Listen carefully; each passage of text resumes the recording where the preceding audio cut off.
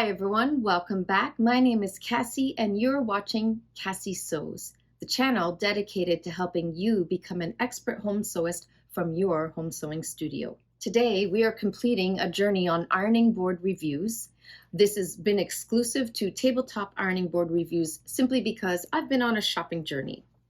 If you recall in video number 1, which I'll place a card for here, you would see that I did originally order a 36-inch Bartnelli Ironing Board. It popped up like a fold up like that. It had a navy blue cover.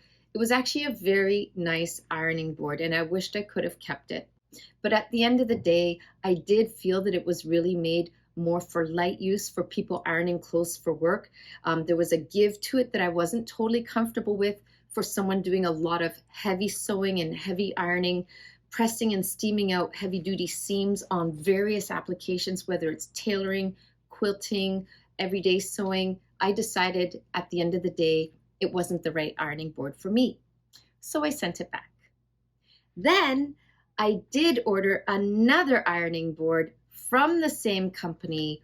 This one is 2 inches shorter. It did say Bartnelli on the website on Amazon, even though this says Roretz.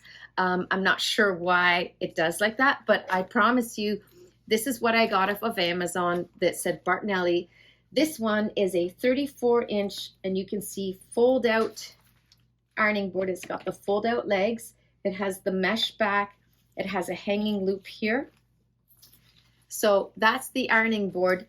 This ironing board also comes with a pretty nice cover. They really showcased and highlighted the cover.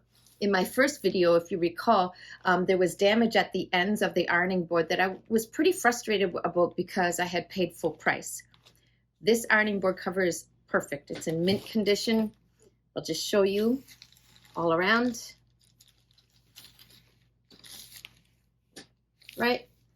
You guys can see that really it's fine. Right? It's in great shape. The ironing board cover itself does boast a technology that it had 4 layers.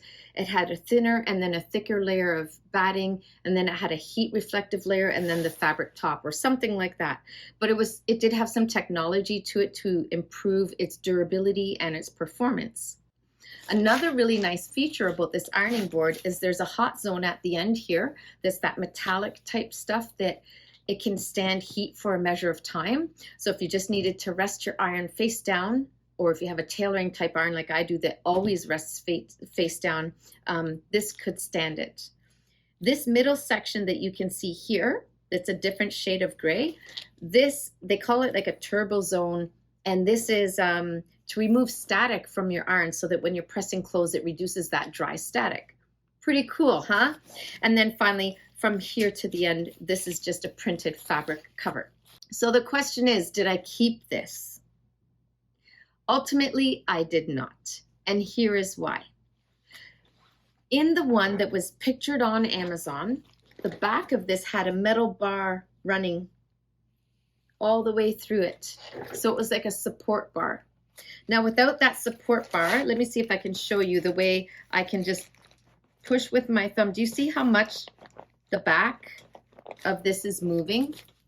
So once again, if you are pressing clothes for work, you are ironing blouses, some skirts or slacks or whatever, for normal family use, this is a beautiful product. It's a beautiful ironing board, and I would say buy it if you want it for those purposes, because I like the longer length. It is slightly narrow at 12 inches instead of 13.5 or 13, whatever the other one is, but you get the length, right?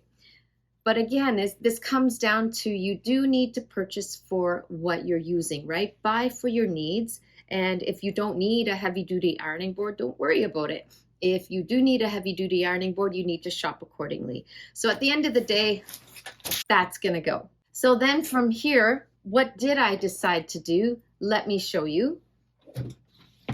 This here is my old faithful tried and true. You can see it's just a simple IKEA ironing board. I paid $15 for this thing however long ago. Maybe they're 20 bucks now. It's just not an expensive part, all right? Why I love this thing? I wish it was longer. I wish I had the liberty of a bit more length. But it is because this has one 2, 3 support bars. So sure, we have the same, a little bit of flexing with the mesh, but these support bars hold it in place so that this thing is holding. And you can see the fold out legs are at a nice angle. Like, honestly, it's well designed. So since I couldn't get a longer tabletop ironing board with the sturdiness I wanted, ultimately what I've decided to do is keep this. But it does need a hug, don't you agree? So I am going to remove this fabric cover that you can see here, but the batting underneath, it's funny, it's all miscolored where the hole is. The rest of it isn't like that. You can see it's still fairly white underneath, right? So I'm actually going to keep the original layer of batting and add on top of it. This is just quite simply a fabric cotton cover, and you can see it just has some casing stitched around the end, and then it is tied with string, like basic. This is that polyester style string like you can buy at the dollar stores. I have a huge spool of it there, so I can use brand new string and everything. And what I'm going to do this with, I may have shown you in another video, but if you're tuning in first time here, you can just see it right here, right now.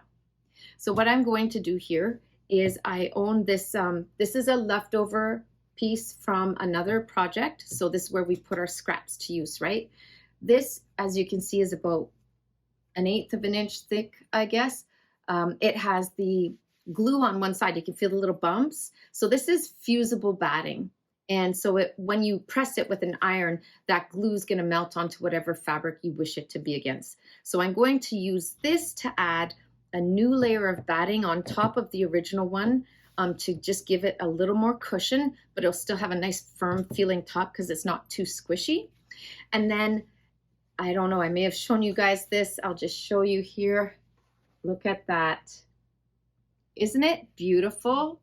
I got this in the quilting and crafting department fabrics, 100% cotton, crafting, 100% cotton quilting fabric. It is by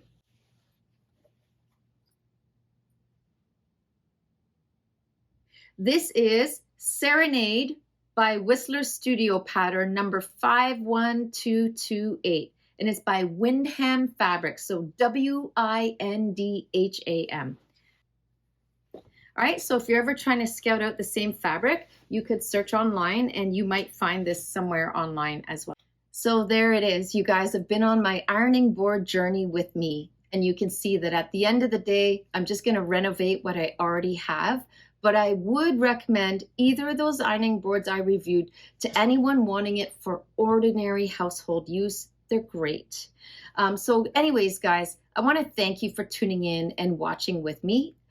Stay tuned as I continue to put out new videos for you guys. They're not always in the exact same order because we're working on Reynard Fox 2, but I will do a video to show you the making of the ironing board cover. I'd love it if you guys could comment below and tell me, what's your preferred ironing board? Do you like the tabletop style or the pop-up floor model? And if so, how come? Let me know what you think in the comments below. I'd love to hear your comments on that. So that concludes my ironing board journey. And you can see that at the end of the day, I did decide to keep and renovate my own, but I would recommend either of the ironing boards that I had purchased for anyone using it for regular household use. They're beautiful ironing boards. I want to thank you guys so much for watching, and stay tuned, and I will show you how to make your ironing board replacement cover for your sewing studio as well. I'll see you next time with your needle and thread at Cassie Sews. Bye.